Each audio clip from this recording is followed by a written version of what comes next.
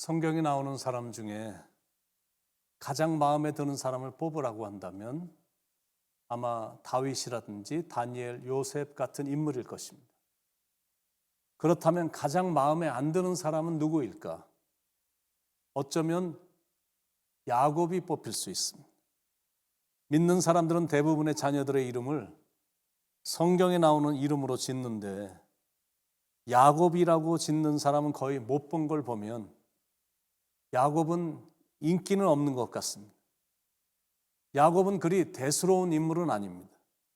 잔꾀 잘 부리고 속이고 상대방의 마음을 아프게 하고 그러다 자기도 크게 당하고 속는 인생을 산 사람입니다.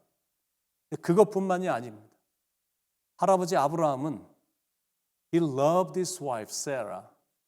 자기 아내 사라 한 명만 아주 열렬히 사랑했습니다. 아버지 이삭도 한 여인밖에 몰랐습니다. 그런데 야곱은 아내를 4명이나 데리고 살았습니다. 그러니까 인생이 고달팠던 겁니다. 노년의 바로왕 앞에 섰을 때 그가 한 고백을 기억하십니까? 내 나그네 길의 세월이 130년이니이다. 나의 연세가 얼마 못 되니 우리 조상의 나그네 길의 세월에 미치지 못하나 험악한 세월을 보내었나이다. 창세기 31장 6절 7절에도 그대들도 알거니와 내가 힘을 다하여 그대들의 아버지를 섬겼거늘 그대들의 아버지가 나를 속여 품삯을 10번이나 변경하였느니라. 자기도 많이 속였고 수단과 방법을 가리지 않고 자기의 부를 챙겼던 사람인데 그런데 외삼촌 라반한테는 또 안 되는 겁니다. 자기 머리 위에서 노는 겁니다. 품삯도 못 받고 그 나이에 정말 죽어라고 일만 했습니다. 또 야곱이 갖고 있었던 문제는 아버지 이삭이 갖고 있었던 문제와 똑같은 문제였습니다. 편애였습니다. 할아버지 아브라함도 편애를 해서 문제를 가져왔고 아버지 이삭도 편애를 해서 가정 안에 큰 문제를 가져왔었는데 그런데 자기도 그런 걸 경험했으면서 부전자전이라고 야곱도 편애를 한 겁니다.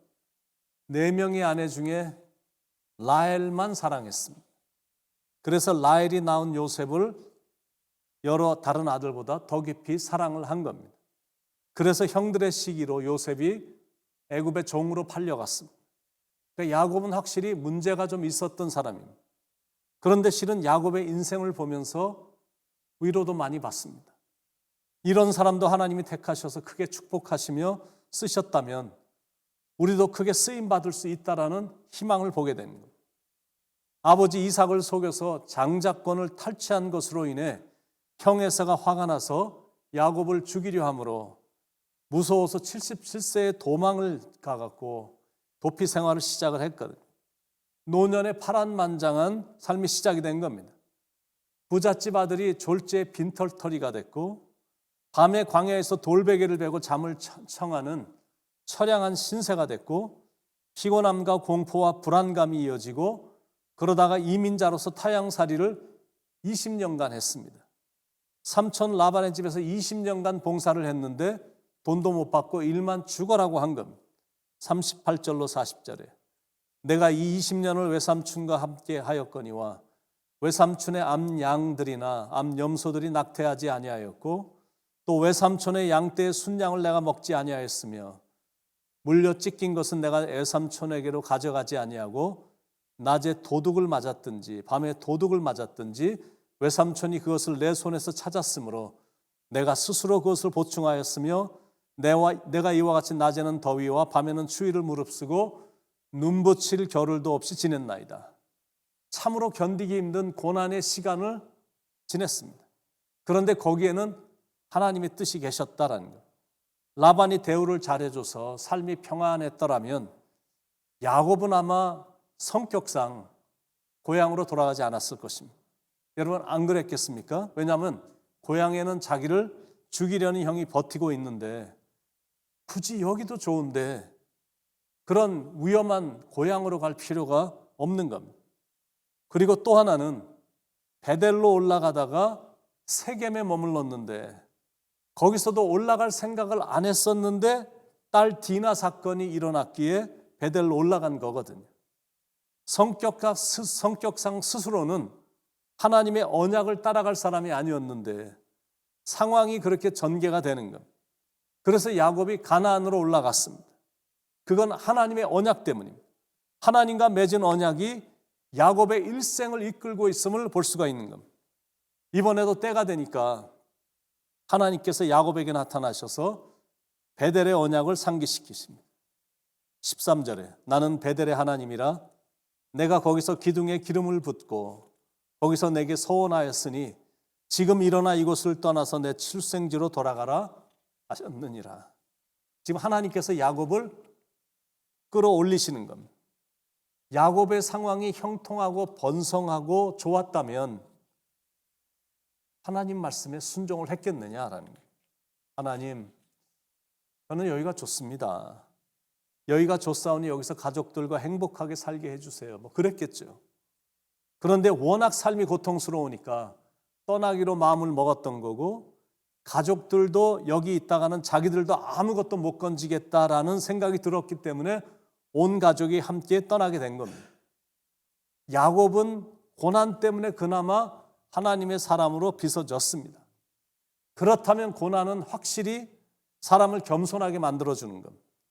그리고 살아계신 하나님이 기적을 보여주셨고 종종 나타나셔서 확신을 심어주셨기에 야곱은 옛날에 비해 영적으로 많이 성숙해졌습니다. 예를 들면 야곱은 노년에 탐심이 없어졌습니다. 또 예를 든다면 야곱은 노년의 모든 것을 하나님의 뜻과 섭리에 맡기는 믿음을 소유했습니다. 베냐민을 애굽에 보내면서 모든 것을 하나님께 맡기는 신앙을 보였습니다. 또 예를 든다면 말년에 육신의 눈은 어두워졌으나 그의 영안은 오히려 밝아졌다라는 것. 아버지 이삭은 젊었을 때는 영적인 분별력이 뛰어났었는데 말년에는 조금 노망기가 있었습니다. 그러나 야곱은 나이가 들어갈수록 성화된 모습으로 변화된 훌륭한 모습을 보였습니다. 요셉의 두 아들을 축복할 때도 요셉의 반대에도 불구하고 확신을 가지고 소신껏 축복하는 모습을 보더라도 그렇고 자신의 12 아들을 축복할 때도 자기가 비록 이제는 많이 늙은 나이가 됐지만 신앙으로 영적으로 올바로 선 모습으로 구체적으로 축복해 주는 모습을 보게 됩니다. 역시 사람은 고난 속에서 하나님의 사람으로 빚어지는 걸 볼 수가 있습니다. 야곱은 처음에는 인격이 제대로 갖추어지지 않았던 사람이었는데 나중엔 훌륭한 인격자로 바뀌었습니다. 사기꾼에서 훌륭한 하나님의 사람으로 변한 겁니다. 그동안 지냈던 험악했던 그런 고난의 시간이 하나님이 야곱에게 주신 연단의 시간이었음을 볼 수가 있는 겁니다.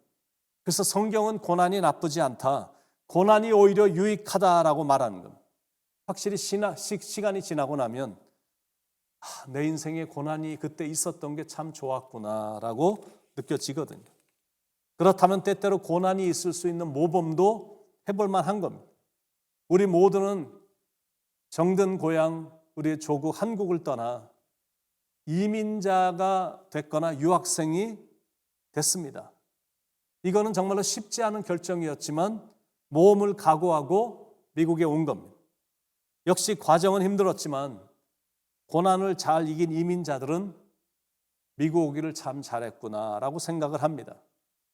역시 미래와 역사는 도전하고 전진하는 자의 것인 겁니다.